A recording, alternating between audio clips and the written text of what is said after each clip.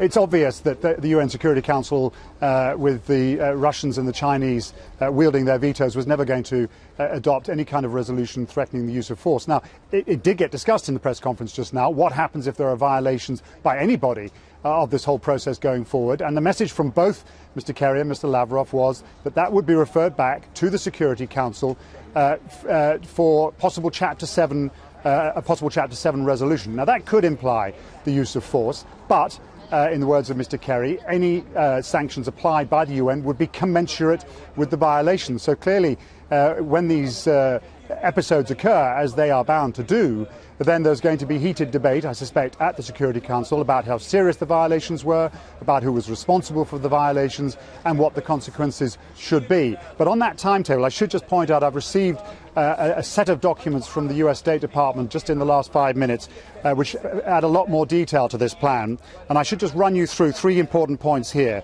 in terms of the timeline. Completion of the initial on-site inspections of declared sites by November by the Organisation for the Prevention of Chemical Weapons, the destruction of production and mixing or filling equipment by November, and the complete elimination of all chemical weapons material and equipment in the first half of 2014. In other words, by the middle of next year. That is an incredibly ambitious timetable, and I think given where we were a week ago, even 3 or 4 days ago, this is a remarkable agreement.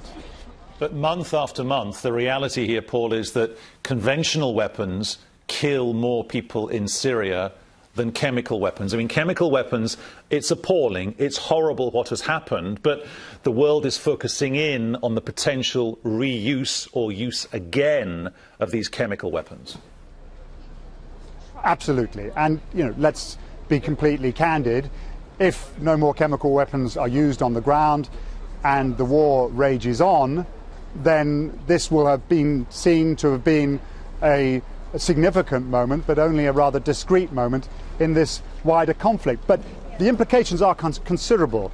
This is going to provide for the complete unfettered access of international personnel, presumably accompanied in some circumstances possibly by UN personnel, although Mr. Lavrov said it was up to the Syrian government and in fact all Syrian forces to provide security for this, to a whole range of sites across the country. There has been a lot of scepticism about whether or not inspectors would be able to reach these sites in the midst of a civil war.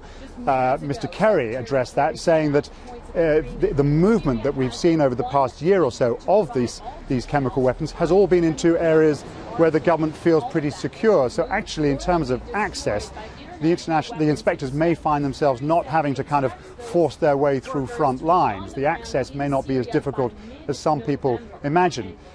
But in the context of all of this, could this mean, as clearly Mr. Lavrov and Mr. Kerry hope, that a resumption of a meaningful dialogue on a political process could take place? That is the absolutely clearly expressed hope here, with Mr. Lavrov talking about convening a so-called Geneva II conference within a month. Again, I think there is this feeling that, cautiously expressed, but I think with a degree of determination, that this could open the window to a much broader process.